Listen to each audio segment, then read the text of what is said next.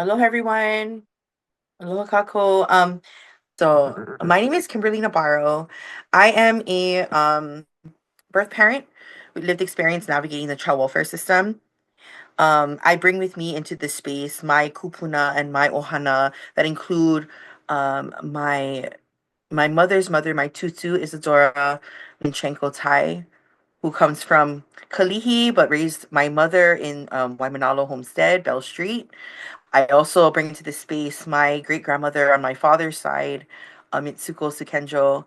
And this is my lineage and where I come from, and all the aloha and mana'o that was poured into me that I bring with me always.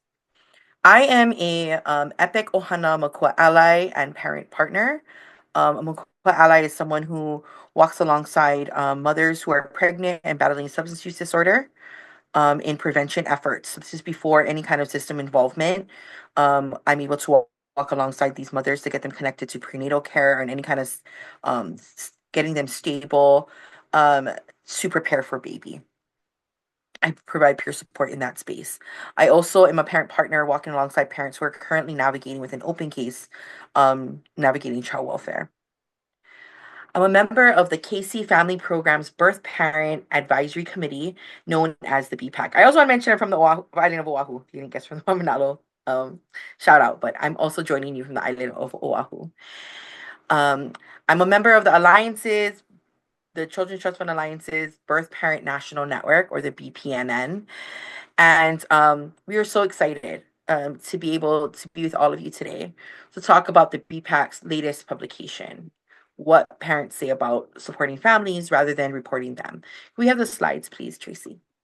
So, changing mandated reporting policies and practices is something that we are going to be speaking about today.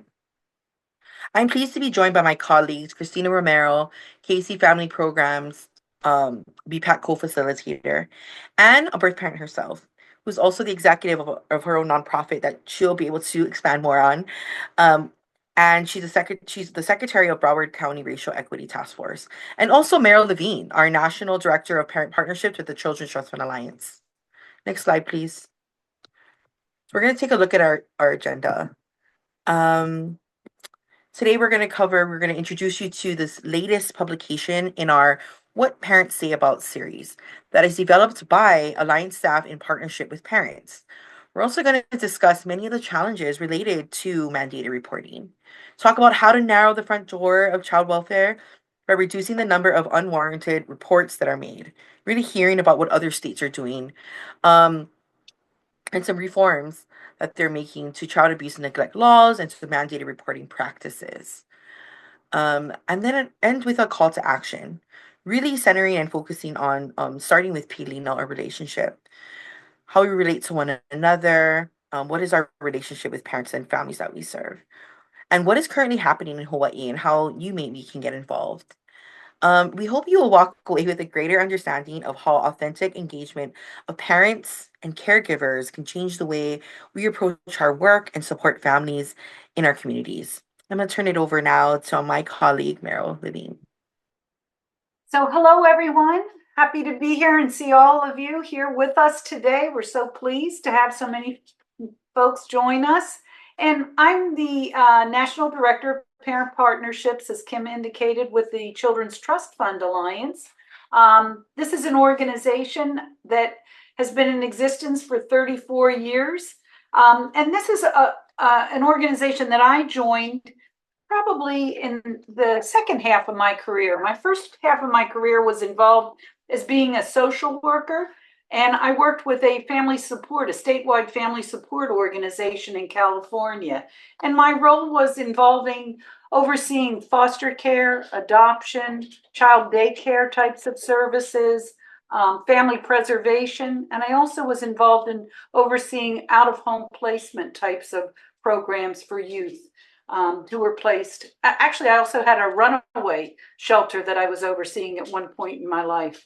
But I honestly have to say to you, my career goals changed probably after doing the management of all of those different programs, because what I was seeing in the systems was I was working with the child welfare system and a lot of the the work that we did was contracts that we were working with a foster care program through a contract with the department as well. So what I did is I worked a lot with foster parents and I worked a lot with staff, but I really never had an opportunity to work with the birth parents as I was doing my work as a social worker. And it was one time when I was doing overseeing a visitation between a child and foster parent, where it was a visitation that was supposed to happen that never happened because the birth parent did not come to the visit that day. And I really wasn't allowed at that time because the systems were very different, and the birth parent and the foster parent weren't allowed to talk with one another. We've kind of changed in the situation today, but I kind of wanted to share with you that kind of changed my trajectory around working with birth families, because what I really learned was that a lot of times a lot of misconceptions were made around why parents were not showing up for visits. There were a lot of negative stigma associated with a birth parent, and I had the opportunity to really get to know the birth parents in another job that I took, and I worked around doing support groups with birth parents, and it really kind of changed my whole career perception, and it gave me an opportunity to really learn more about what parents really had to say about the challenges that they were dealing with, and sometimes feeling as though they weren't being heard. And so my work changed in terms of trying to develop structures and support groups and ways that I could elevate the voices of parents. And that's kind of what I've been focusing on today with the Children's Trust Fund Alliance. We are a national leader, the organization itself, in investing in strategies and policies and best practices that focus on preventing child abuse and neglect. But in all the work that we do partner with parents. And I'm happy to say that I've been involved in helping to develop networks like the Birth Parent National Network, which we did in partnership with Casey Family Programs, specifically to elevate the voices of parents and help parents be able to share their perspectives and really help be involved in the development of policies and practices that would be related to what their needs would be. And then the last thing that Children's Trust Fund has been involved with is training. And we do training specifically on a curriculum, a protective factors curriculum.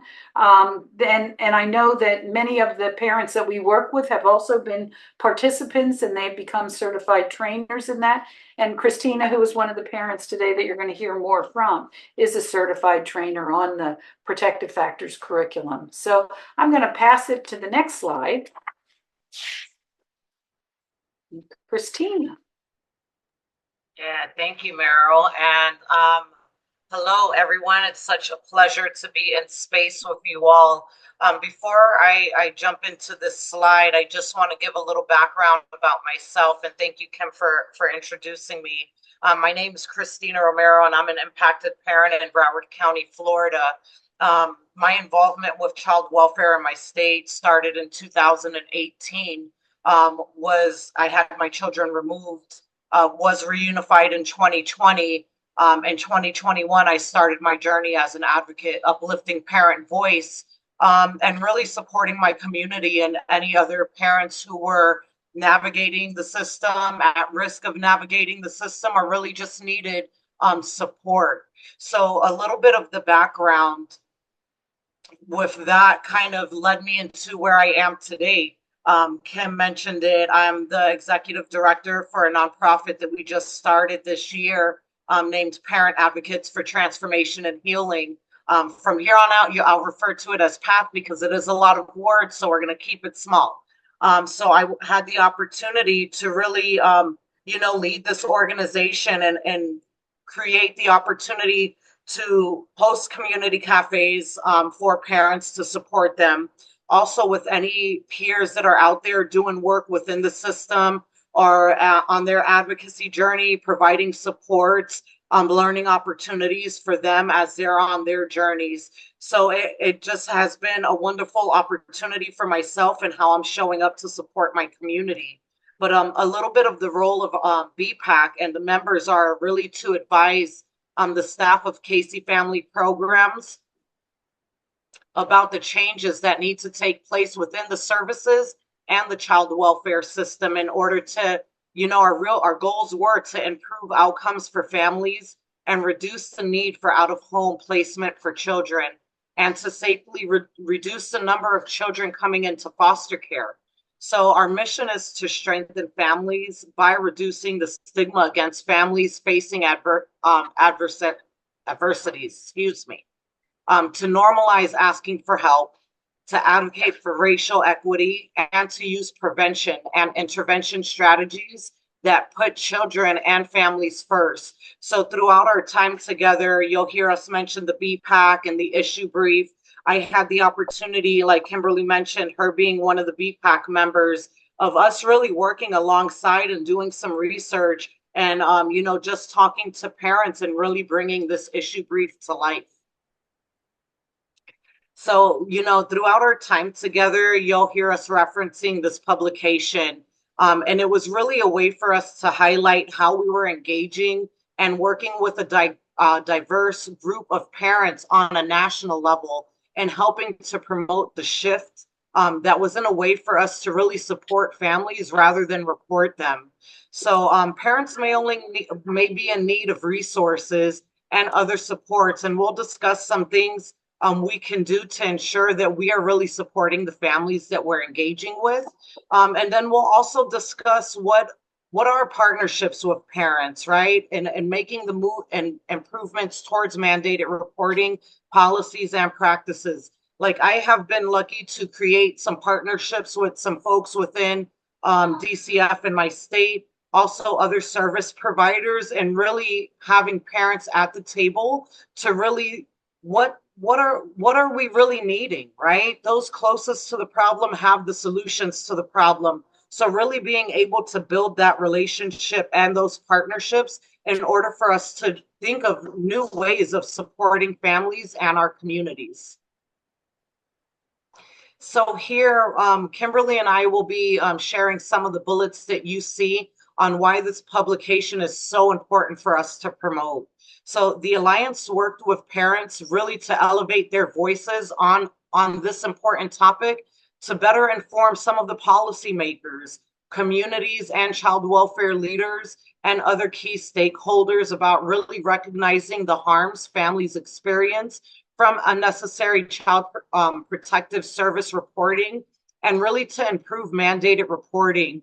We wanted to improve child welfare laws, policies, and practices, and really reduce family investigations and involvement with child welfare services. And I'll pass it over to Kimberly so she could share a little more about these key bullets. Hi, everyone. So, I want to talk about in my direct service work, working alongside families, and I'd mentioned the two programs that I work within, and the population that I serve. Um, and to know that communities and providers, reporters and non-reporters, want to help. We want to help and support one another, those that we see suffering in our communities, whether through homelessness or addiction. There was a referral or a community member that had called in and had mentioned that there was a pregnant woman looking like she was about to hanao or give birth, and they didn't know how to support her. For the past couple of years, um, she was pregnant, and then sometimes would deliver in public and had mental illness, and the community just did not know how to help her with what she needed, right? And at the time, she was living behind a dumpster on the side of the road behind a shopping center. And so I had gone out to connect to see if I could help support this this mother. And when I got there, right, this community member just was like, we've been seeing her, you know, um, her pregnancy, her belly getting, her opu getting bigger and bigger, and just not knowing how to intervene, not knowing how to support. And the fact that they, through networking or asking, it was actually a local community college in that community that had remembered something that they attended like this, that there was a program that provided peer support for pregnant women, right? Um, who are using substances or that are in need, right? And then that's how the call came in. And so when I think about shifting our focus, right, of systems, really uplifting the idea of how can I look for opportunities to support, right? Looking into who can I connect you to versus where do I report you to, right? Um, if that was more common knowledge, the ability and resources that are available to families. So when you see something, you can do something about it, right? And you can really help those in need that are in your communities or the families that are in front of you. And so I love that where this publication definitely promotes that, being able to support parents and caregivers in accessing those community supports. You can go to our next slide. Oh, And no, you're all right, Kim. Before we go to the next slide, though, I did want to mention, as you know, Kimberly was saying that sometimes, people may not know how to support parents as they're, going through life. And in Broward County, PATH has been able to start working on building relationships with some of our schools in the community, some of our childcare facilities, and really provide them with a list of resources that they can post, not only for their staff, but also for parents as they're dropping their children off. And in a way for them not to feel ashamed if they do need a resource or if they do need a support. And by us being able to do this, we're bringing awareness about how parents are supporting each other, but then also we're connecting with some of the providers that are engaging with families to let them know here are some resources that are available, and maybe it's a support a parent needs other than a call to the hotline. And so also through PATH, we have got the opportunity to become certified with a platform that is called Care Portal. Through Care Portal, we're able to access this platform with the specific zip codes to churches or other community members that will provide supports, physical supports to families who are in need, whether it's furniture, household items, bus passes, clothing, diapers, wipes, anything that they may need while they are on wait lists for, other resources that we all know sometimes they have extensive wait periods. So we have been able to start creating those relationships and kind of provide that community support for resources to kind of ease back those calls into the hotline. And you're on mute, Meryl. Yeah, sorry. I wanted to kind of say to you before I start looking at these statistics that it is the partnerships that I've been able to create with parents like Christina and Kimberly that has really helped me learn more about what the needs of families are. As a social worker, I was trained through my school of social work in a certain way. And I'm thinking there's a lot of change now in the way we are training our social workers in a lot of our universities today, so that there is more of an approach to working in partnership with parents and learning more specifically about what the needs and the challenges are that they are facing.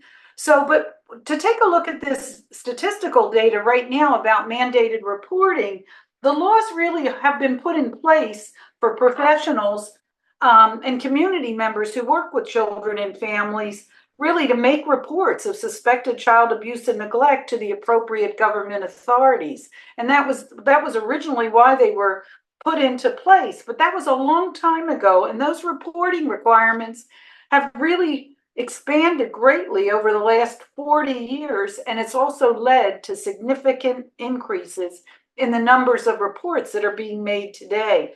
If you really look at these numbers today, the numbers are really kind of staggering. In 2021, this is 2021, it's not 2024. This is the latest statistics that we were able to get right now. Nationally, child abuse hotlines received approximately 3,900,000 referrals of alleged maltreatment.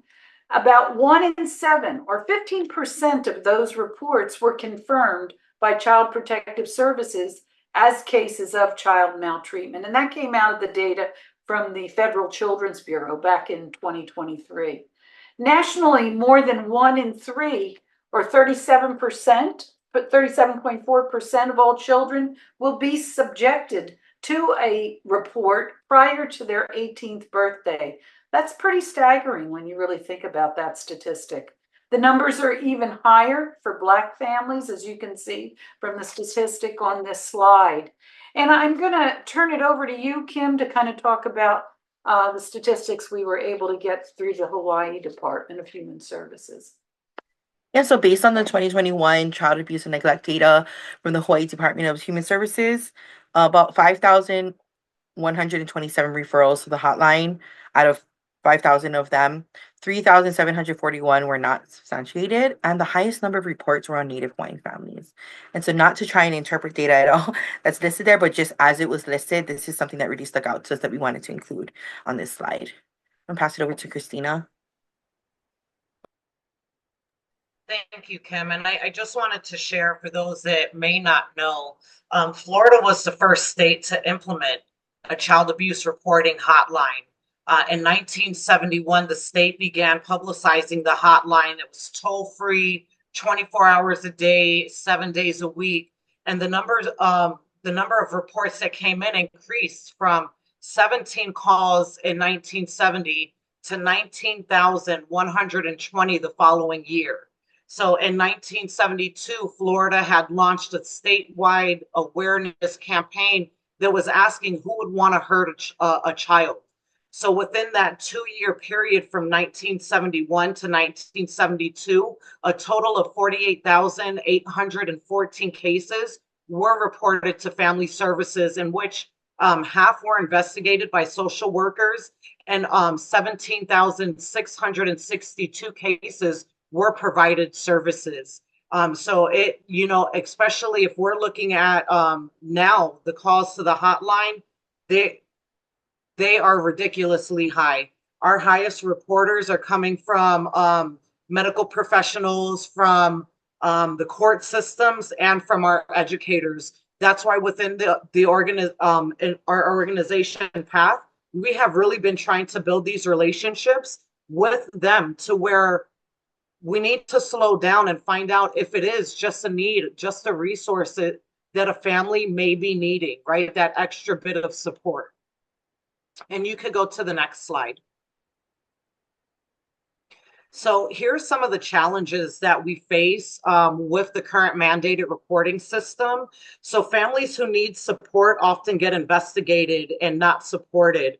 So myself, along with one of my colleagues here in Broward County, who have both been impacted by child welfare, we started hosting community cafes with parents who either have been reported, at risk of being reported, or currently navigating the child welfare system. And parents have shared with us that it would have been different if they were just provided support and resources that their families needed. And, when we're talking about like the parent cafes or community cafes to support families, it's really, really important that I know that the cafes that we're hosting here in Broward in Florida, they're ran by parents who have lived experience, who can relate to what the parents are going through and what their experiences are. So we're parents that are working together to help other parents.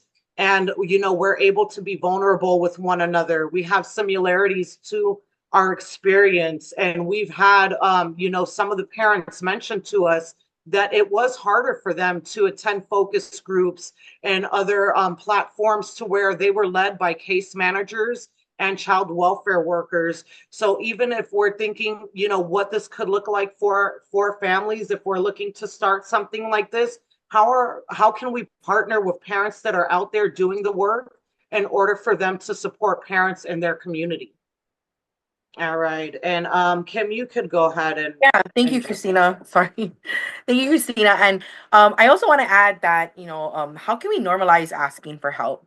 Families may seem reluctant to seek services for fear of being reported. And um, um, I want to share that I'm a reunified family, right? I raised two children. My son was in care twice. I'm in recovery from addiction that led to some of these the open cases that I experienced. And the fear of not wanting people to know that I don't have it all together, that I need extra support, um, that I need extra support, and that I'm dealing with with trying to be there for my child in the best way that I can, but also the truth of being triggered by my own child. I have a 17-year-old son who, again, was in care twice and had witnessed a lot of domestic violence. And I want to be the best parent that I can be for him, but sometimes I'm not the mom that he needs.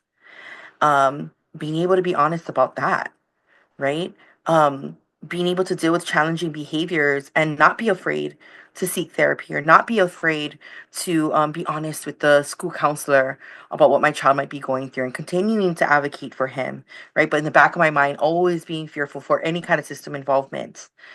Even with if HPD wants to run my name or anything like that, right? So the services and supports that are available in the community, the fear of using them is what could stop a parent from seeking help. Fearful of possible removal of their children, always a real fear. It doesn't matter if I know that I'm not being an unsafe parent anymore. It's always just not knowing if that's going to be something that they're going to do, that's going to happen to me and my family, regardless of how we're treated, and regardless of what that looks like. And so just the understanding of that, I feel, is something that I wanted to definitely share from a parent's perspective. Christina? Yeah, thank you for that, Kim. And the last bullet you see here, the Child Protection Protective Service System is overwhelmed due to unwarranted reports related to poverty. So some child welfare systems are diverting families back into the community if there is only a need for assistance and a resource. Maybe it's creating that support group that can support families as they're navigating child welfare. An example that I wanted to share with you all was, we had a parent that came into the system and had her children removed due to inadequate supervision, right? Mom had to work. She couldn't afford childcare. She was paying rent, food, and those things. So, left her children at home. A call was made to the hotline, and instead of a resource being provided for childcare to help mom out, her family was separated. Mom winded up losing her job. She winded up losing housing. Like, as we're thinking about situations like that families are experiencing, what are some things that we could do differently to support parents, that are experiencing these things? Would it have taken a removal of her children? Or could we have provided her with a resource that could have helped her cover childcare, so she could have continued to work to support her family and keep her housing, right? So throughout our time together, and even as you all are engaging with families in the community that you're supporting, just keep that in mind. How are we supporting families differently, right? Throughout my journey, I've also been able to create partnerships with not only DCF within my state, but also child welfare within other states. Like, I created a partnership with the state of Alabama and their child welfare department, and really working with their workers to identify what kind of issues families could be facing, right? Is it more related to poverty than it is rather than neglect? How are we supporting families differently? And having parents at the table to help develop the solutions. And what do real supports look like, right? We have things in place, but it may be something different that, would work for a family or for a community. So, I mentioned it earlier, we've heard it before, having those closest to the problem at the table with us, because they will have, solutions to overcome whatever the barriers are. And we could go to the next slide, and I'll turn it over to you, Meryl. Okay. I wanted to kind of share with everybody some findings from to me, a very significant research study that was done by RAS in 2020. And what you're seeing here on the screen is that more mandated reporting that goes to the department is not necessarily linked to better detection of maltreatment, nor is it linked to better outcomes. And that's a pretty significant finding from the research. So the other things that he that she found, Raz found, where the policies and trainings really are focused on, most of the mandated reported trainings are focusing more on increasing the numbers of reports, because they're saying that you need to report, but they're not focused on improving the accuracy of looking at the whole situation so that you make a report because it is a valid report that needs to go to the department. So that would be some way to reduce the unwarranted reports. Low rates of substantiation, as you saw with some of the earlier statistics, indicate that over-reporting is really happening all across the country, and that people are tending to also use moral judgments when deciding to report. How many times have we heard that a relative who's angry with a parent may decide to make a report to the department? So those are significant findings that Raz found. The last one, which I think is really important too, is that reporting can be used as a form of over surveillance of families, and a lot of times is a cause of racial disparities. And with that, let's go to the next slide. And I just wanted to share briefly with you another study that the Alliance was involved with. We got approached from a number of foundations to participate in a research study because of the work that we do with parents. And this particular study allowed us to really engage. We were to identify the parents and have the parents involved in co-designing the actual research study, the questions that would be used in terms of conducting interviews. And the study was really to take a look at interviewing parents who had gone through an investigation process and what that experience was like for them. And so I thought it was very, very forward thinking by the foundations in terms of really wanting to include parents in designing the study itself, the questions that would be asked, and actually the parents that we recruited also were the ones that conducted the interview. We actually interviewed 100 parents all across the country, and the parents that were doing the interviews were seasoned parents that had really also had lived experience with the system. And some of the recommendations, and I think this is really important, thinking from a social work standpoint myself, you know, when we hear the experience that the parent is sharing, that it was a very traumatic experience for them when the report was made to the system and that a child was removed from their home. I, as a social worker as well, witnessed having children, having to remove children from a home during my earlier career. And I honestly have to say to you, it was equally as traumatic for me to watch and be involved in that kind of separation process. So it's not, I know that social workers have the same level of, trauma that they're going through and having to deal with those kinds of experiences as well. And so I think that really we as social workers many times really need to have more training around understanding the overall circumstances of what families are dealing with. And that could be an additional part. I think some universities are now really incorporating that kind of approach in the training that they're doing with them. More training really, obviously, to me, needs to be done with social workers around trauma, parent engagement, cultural competence, mental health, and substance use. Some of the other recommendations, though, that came from this study were that families need more access to preventive services. And also just the idea of developing more advisory groups or different kinds of structures so that we can really hear from parents around what policies or practices might be the best approach to use.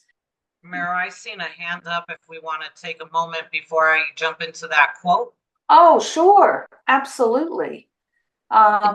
Thanks so much. I just had a quick question. On the previous slide, you were just saying, Meryl, that parents were asking for more preventative services. And I wonder if any of you can maybe expand on what that would look like, what kind of preventative services would be helpful. I'm happy to answer, but I just want to see if Christina or Kimberly want to respond as well. So I just want to throw in with Meryl before I pass it back over to you. So we have, there are some states that offer, if families have a substance misuse disorder, right? There are some states that are able to keep the children with the mother or our father if they're doing treatment, right? So instead of separating a family, there is that opportunity to where you are going through your treatment, but you are still able to parent your child. And I'll add to that in terms of prevention, that's a one form of prevention.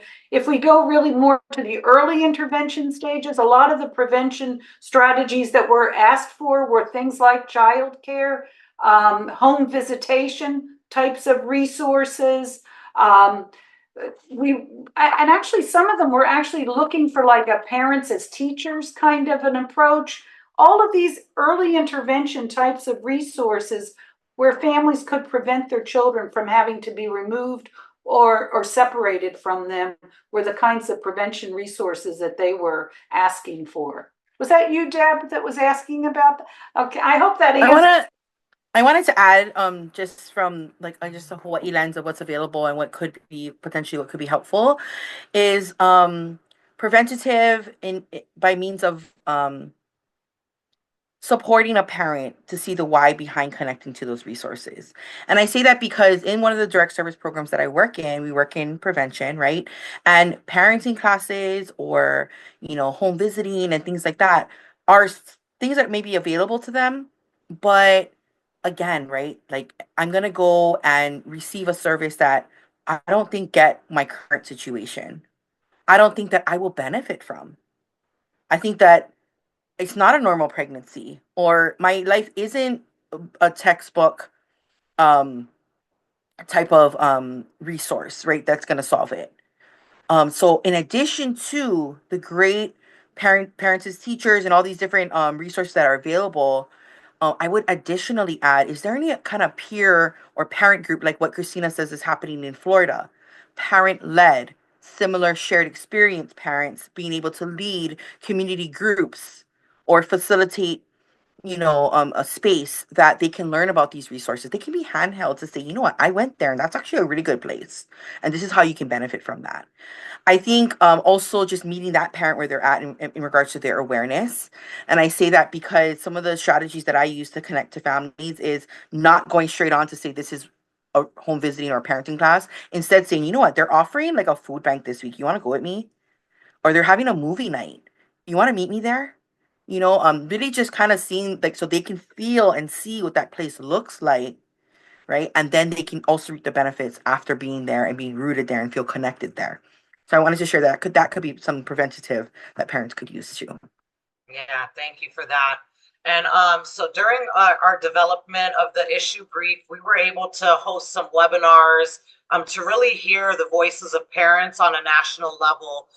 We also did structured interviews. We had surveys that went out a lot so that we were able to capture some quotes because we really wanted to be able to bring this brief to life and have parent voice all over it. So one of the quotes that we wanted to share with you is from Brianna Campos, and she's a parent in Washington State.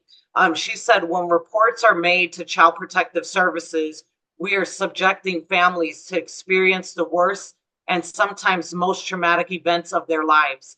If services for parents are more easily accessible without court and Child Protective Services intervention, then parents could access the resources they need to make informed and healthy decisions about the direction of their families and their growth.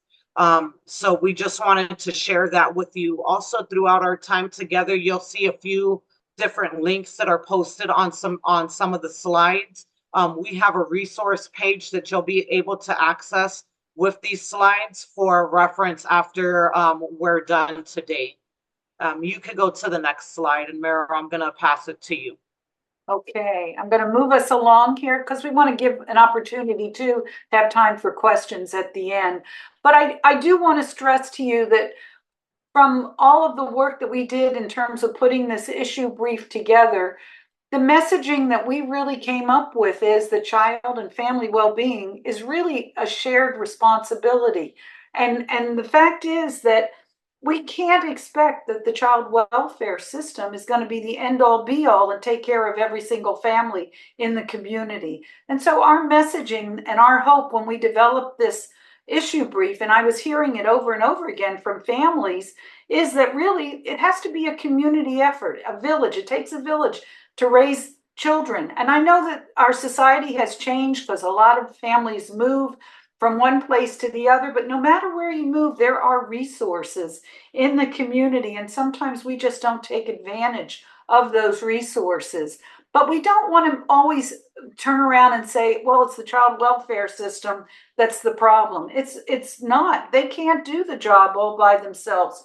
The courts have to work together, mental health has to work together, the school systems, everybody has to work together to protect children and help support raising healthy homes and families within our communities. And so that was really the key message that we wanted, hopefully, for you to walk away with today and see that if you look at this diagram right up here, the community members really have more than Child Protective Services. What we want to see is the Child Protective Services has the time to deal with the most severe types of situations that they might need to cover, and that they have the time to do it. And right now, if you look at what we've been telling you in terms of statistical data, the reports are so staggering in terms of number, they don't have time to really devote to the families that really need to be needing the help and getting the help that they require.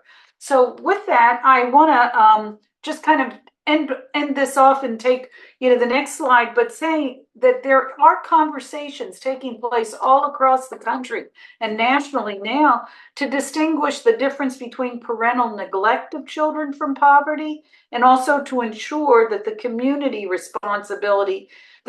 shares responsibility for helping to take care of children's basic needs. So we need to really distinguish between what is neglect and what is considered poverty. And we'll talk more about it as we move forward. But I'm going to turn this over to Kimberly and Christina now.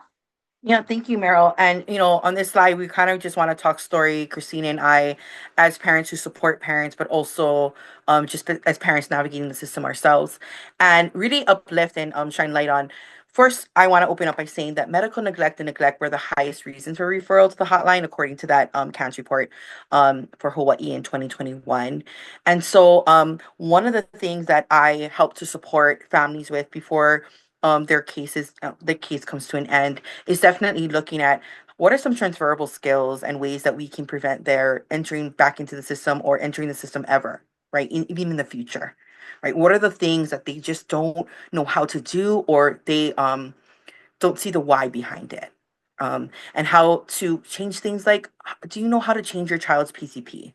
Right? Something that maybe may not be challenging to some, but with multiple steps needed, having to go back and forth on the bus between two doctors' offices to sign consents of release and then being able to kind of enroll them into a new provider and things like that can be challenging for parents, right?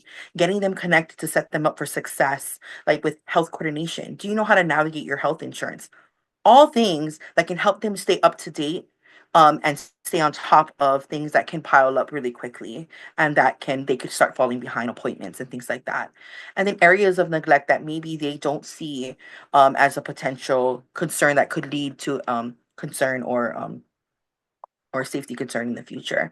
And so that's something that I conversationally talk to parents about, and I'm able to help them to get connected to resources. So if there is a community resource there, really connecting them by first name basis to say, oh, did you check out Anna so and so down there, down the community? Let's go together. Let's go and figure out, right? Like, what do they have available? Bulletin boards, teaching them how to look at bulletin boards, right? Community centers, right?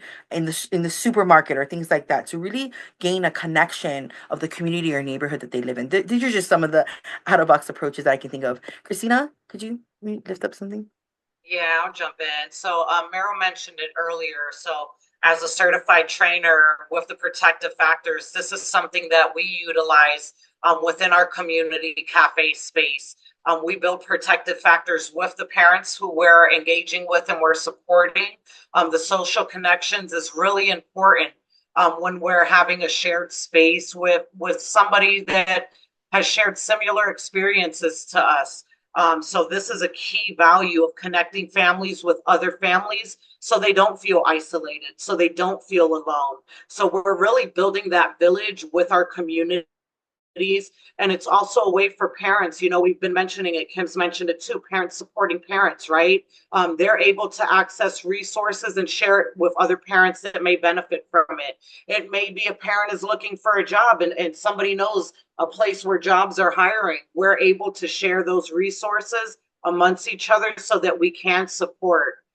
You know, what does our village look like? What are the resources? How are we accessing them? How are we even not only within that space, but you may learn something that you may be able to help your neighbor, another community member with, right? And Kim, I seen you come off mute. Did you want to jump in? Yes, I want to also just focus on the social and emotional competence of children and really highlight the knowledge of parenting and child development. I know they're also presenting here, but I can't, I'm also someone that looks at ways that even me as a working parent can integrate that into my household, right? That are based knowing that the protective factor framework is something that helps take families from just surviving to thriving, right? And so one of the presenters here, Aloha at Home, shout out to them. I am a follower of them on social media and through Instagram.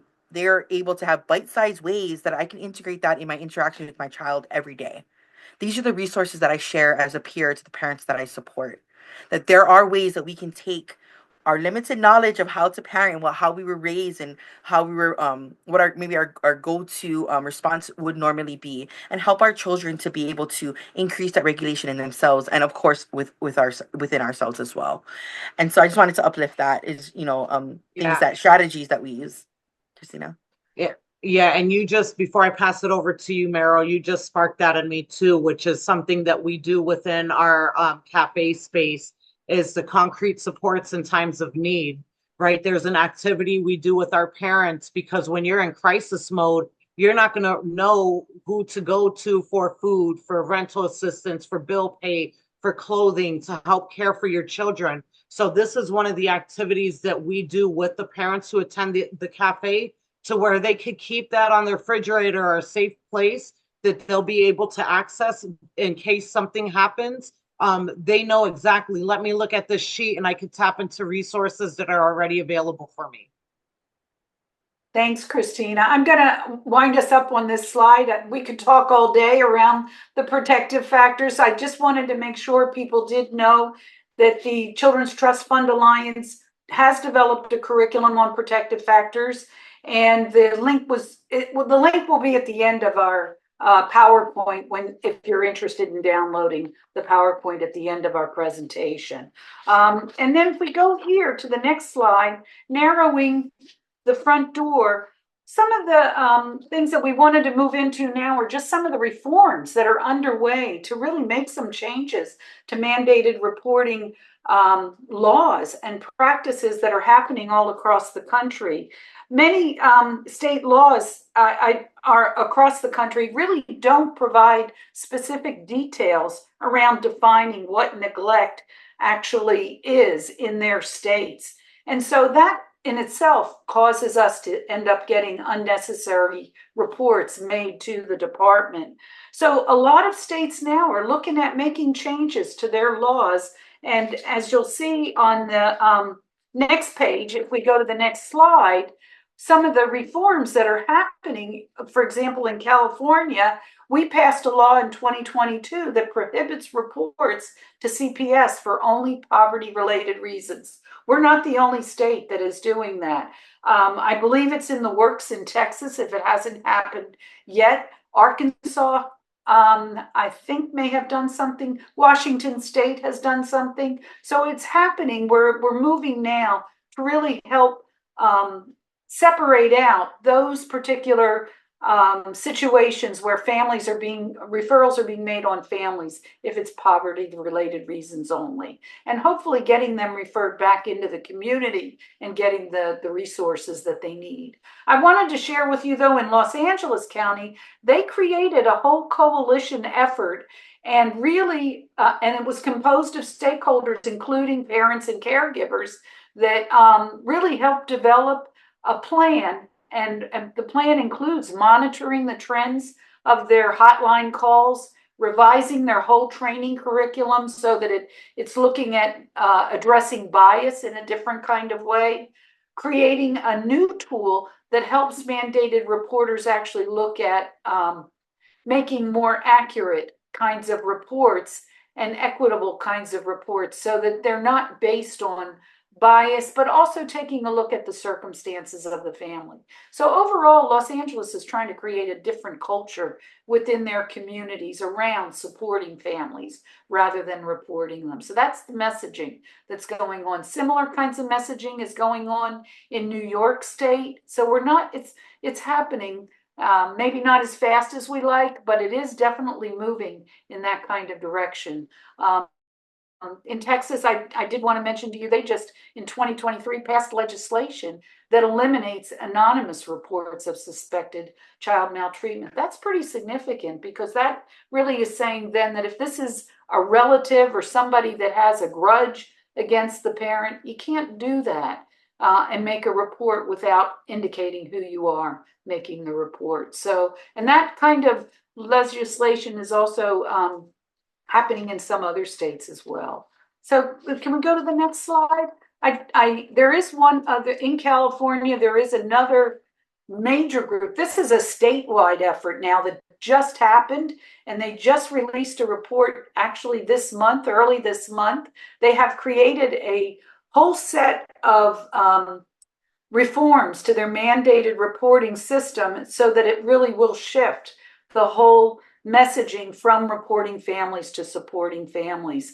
And it's pretty incredible because it's really a shift in the sense of systems working together in California. It is across system lines. It's not just child welfare. Everybody is working together, the medical community, the educational community, the courts. So they brought in all of the different bigwigs and key players, so as well as parents and caregivers with lived experience to develop this kind of a report to help change the way that the state is responding to mandated reporting. And one of the co-chairs of that helped to develop the report is a birth parent who is also a member of the Birth Parent Advisory Committee that we introduced you to early on in the session today.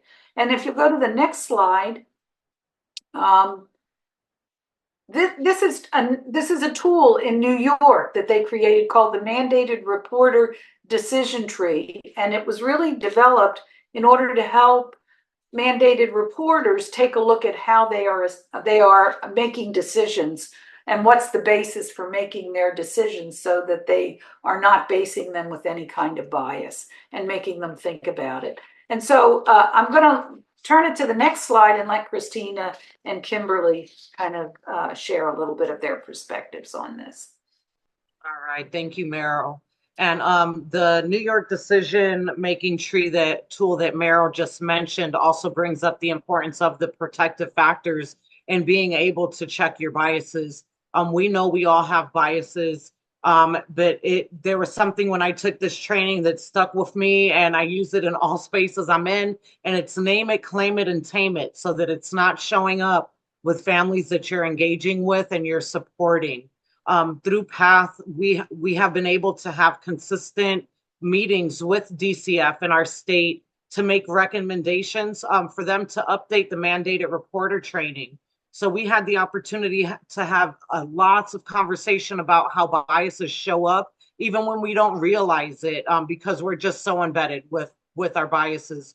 We've been able to push to have a pause framework implemented in the training to where we're able to slow down and really be intentional on understanding what a parent is going through right? It needs to slow us down. It may be the need for support and resources other than having a call made into to the hotline. But we'll talk about the pause framework in a little bit, but I'm going to pass it over to Kimberly. Yeah, I just want to say that, in my work, for example, I work with the same families that we all see as providers, whether that's facing homelessness or coming from different cultures.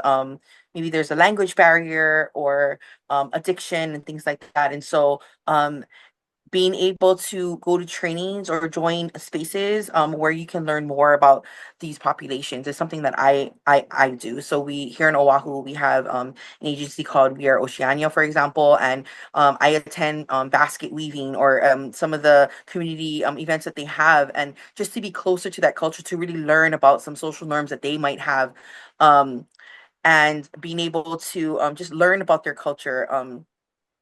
And learn about what might be happening and what are some supports happening in the community for me is something that helps me to um, understand and know and learn and come from a place of aloha.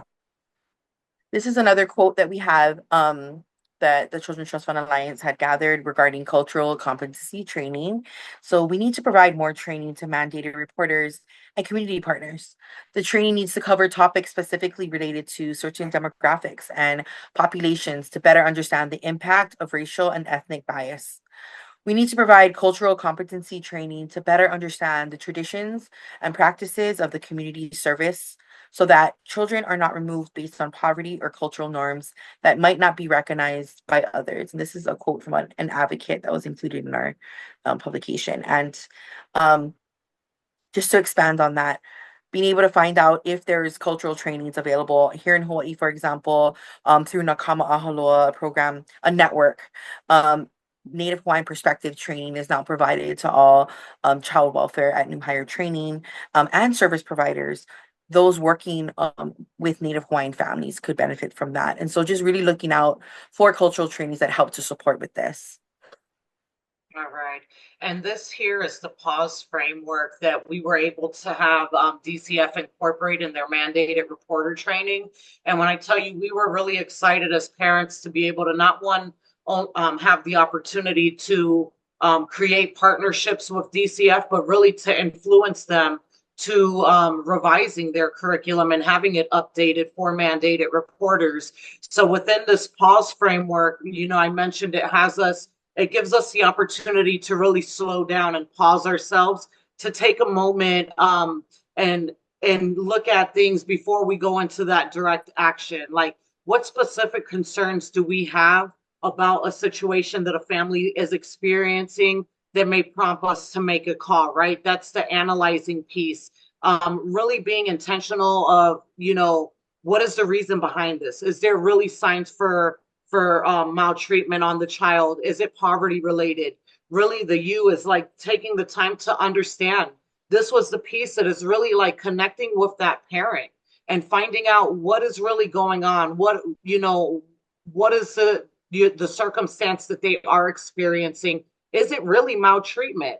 Right. So being able to gather the information about the situation, and instead of making assumptions, right? Like, we're encouraging them to get the facts and talk to a parent. That self-reflecting piece is, again, it touches on the biases, right? Ask yourself some questions to check your bias. Really recognize the possibility that bias may show up on a personal level, or maybe it's something that is on an institutional level, right? So we're really trying to get them to just go in there open-minded, understand what a parent is going through, and really extend the support. Or if it comes down to the need to have to make a report to the hotline, having that parent present, treating them like the expert of their family, and letting them know, what was the report, like what was the report made for? When was the time frame of them going in? Because then it also shows whatever case manager or CPI is interacting with that parent and engaging with them, showing that they do have support from you, because maybe it's not, something that you can help with.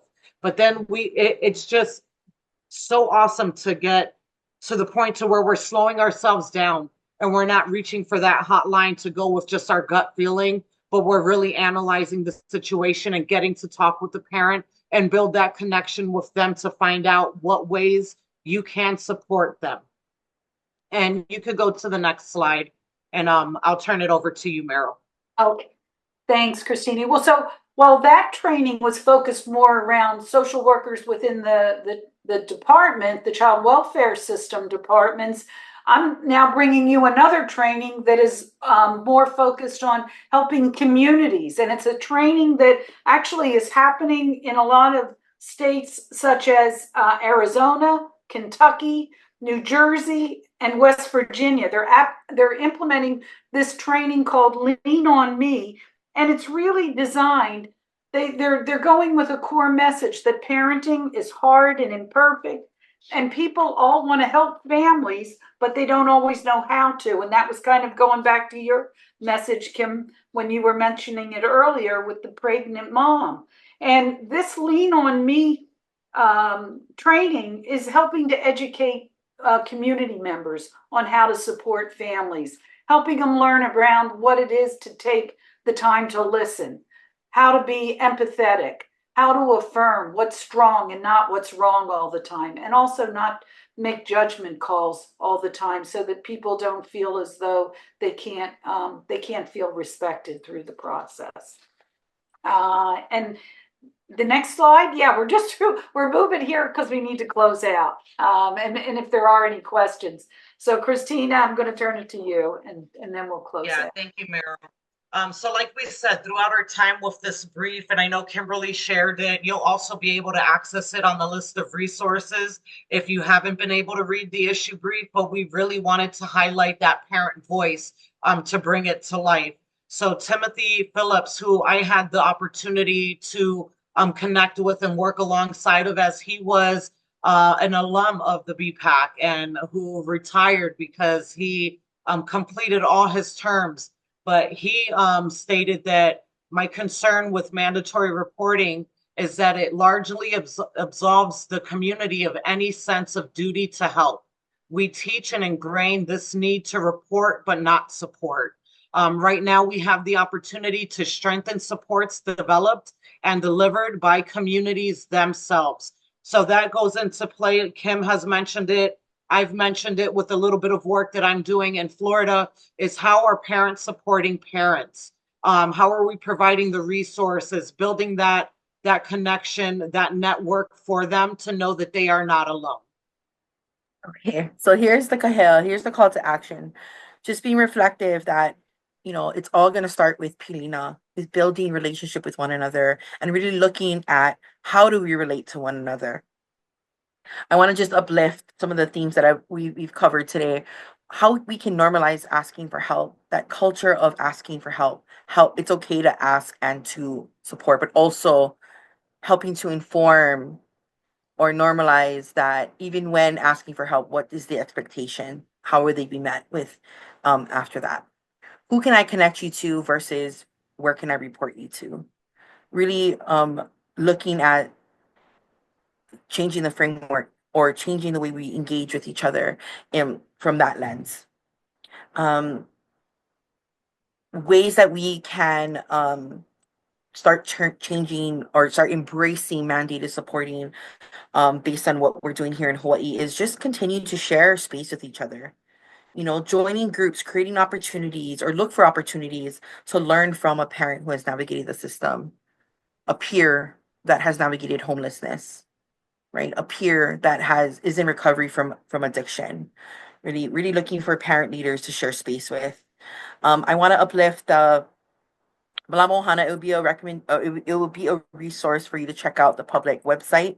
Some of the recommendations listed there included to listening to what communities identified as prevention was one of the themes there. Mandated supporting before reporting was listed there by means of providing a safe haven or a pu'uhonua for families to go to, where they are met with those that want to support their family without the fear of being reported, being able to base that on protective factors, and then looking for embracing and uplifting the power of peer support. So, access to peer advocacy for parents and youth navigating the system, for example, to make it equitable for everyone to use.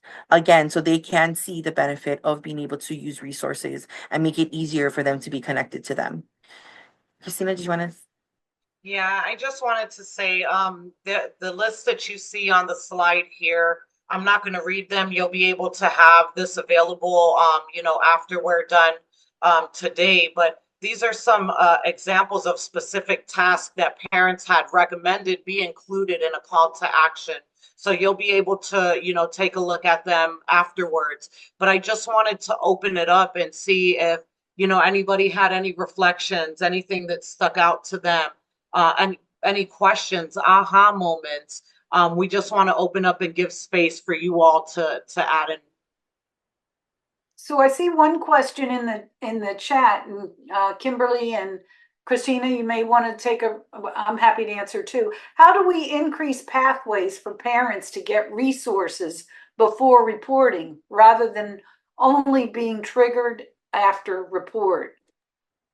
So I want to jump in and say within the state of Florida, what me and my colleague, which again is another parent who's navigated the system, has started doing here in Broward County for parents, is we started making connections with service providers that offer resources that families need. So there's kind of a warm handoff, from a parent that is looking for supports.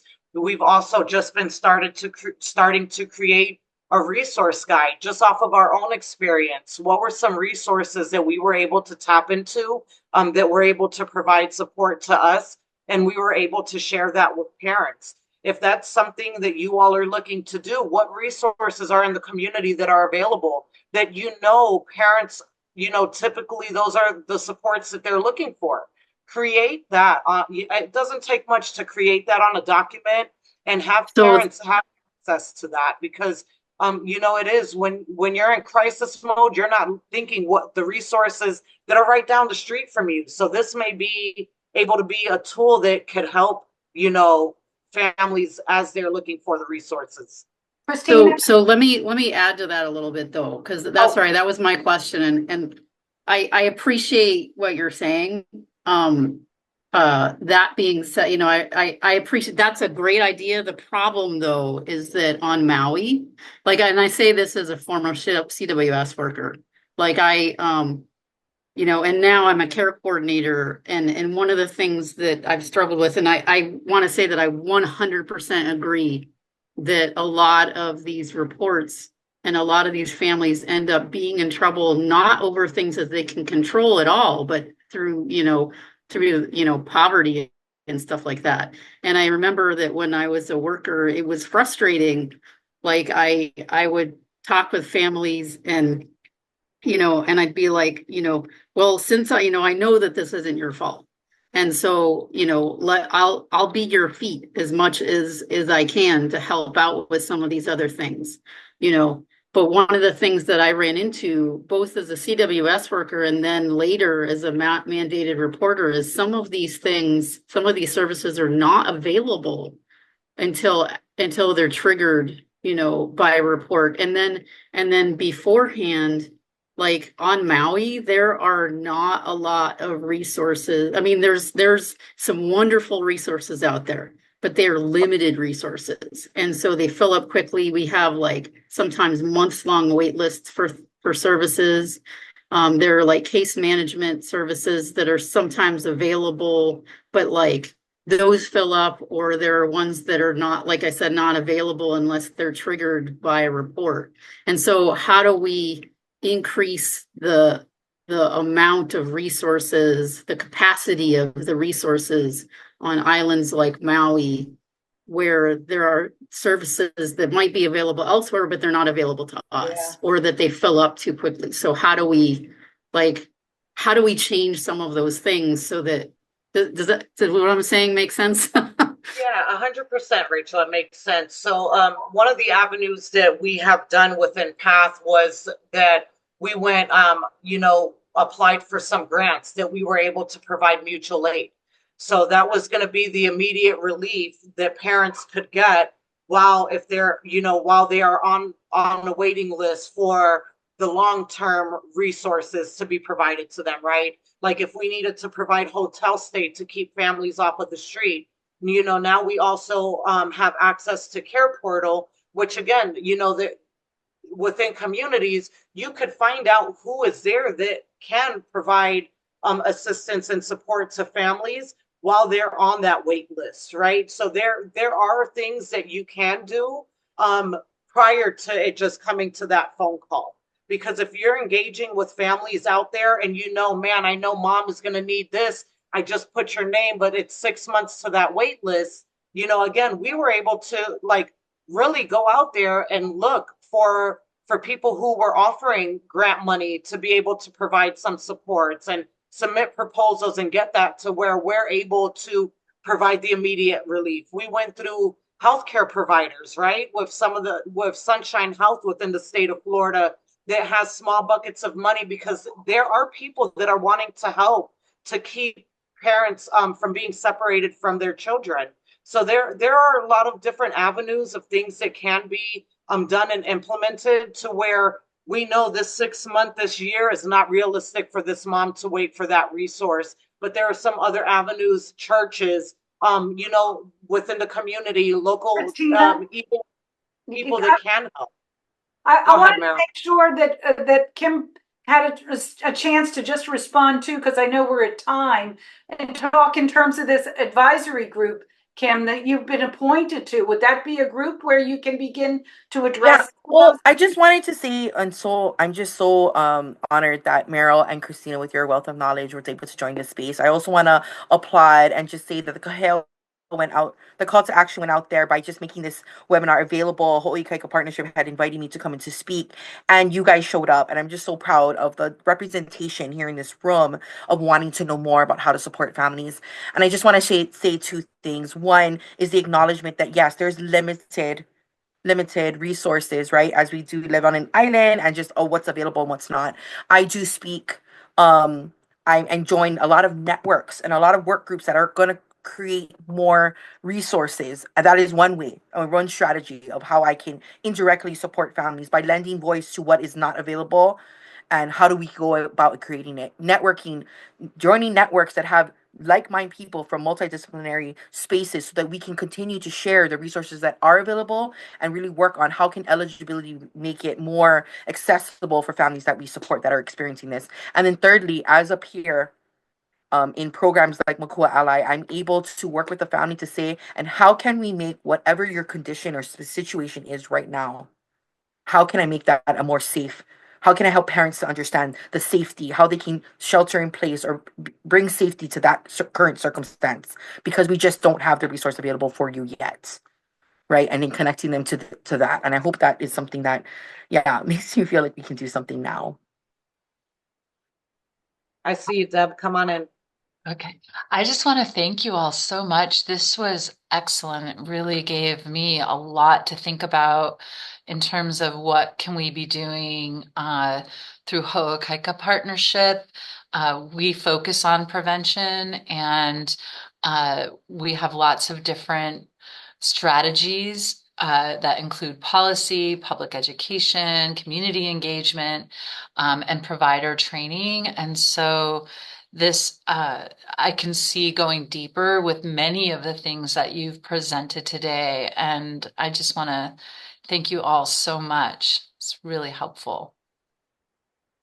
Yeah, Yeah. and sorry, Kim, real quick, and just to add, think about the partnerships that you can create with parents that are out there doing the work to support the community as well.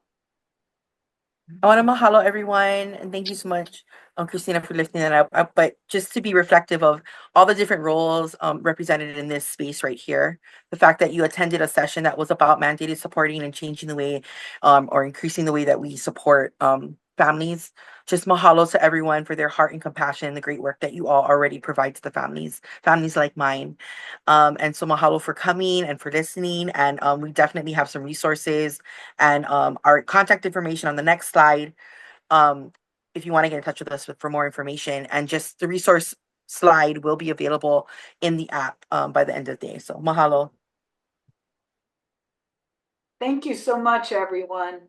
I do want to say to you, this issue brief is one of many. We've worked with parents over the years, and we have a whole host of issue briefs written by parents, really to help educate policymakers and community leaders all across the country. And there are different topic areas, and they are on our Alliance website. So if you go, which is listed on this slide as well, ctfalliance.org. But if you go to the Birth Parent National Network, you'll find all of those issue briefs listed there. So, and we hope you'll take advantage of it. We really enjoyed having you here today, and feel free to reach out to us if you have any further questions.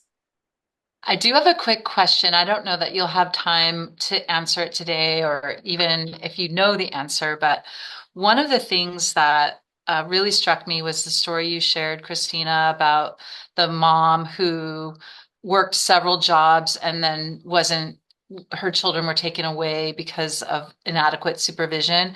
It reminded me of my growing up, actually, because my mom worked 3 jobs as a single parent, and she didn't always have access to childcare, and it was expensive and all the rest of it. But what I was wondering is that, childcare is so hard to get and it's so expensive. And I think that's across the country, not isolated to one area. But the costs involved, I mean, if you're just a person who thinks just even about the money part, not the human part, the costs involved of splitting up a family and doing all the things that go with that are far outweighing what it would cost to actually just do childcare well in this country. But I feel like we have such a long way to go to convince our policymakers to invest in childcare and the other kinds of supports that are needed. But somehow there's always money to do these other drastic interventions that create more havoc. So I'm not even sure what my question, I guess my question is how do we get our policymakers to shift to this, to shift their thinking about what to invest in and the importance of investing in these preventions. So it's not really a question that can be answered, I guess. If you have any wisdom, I'd love to hear it.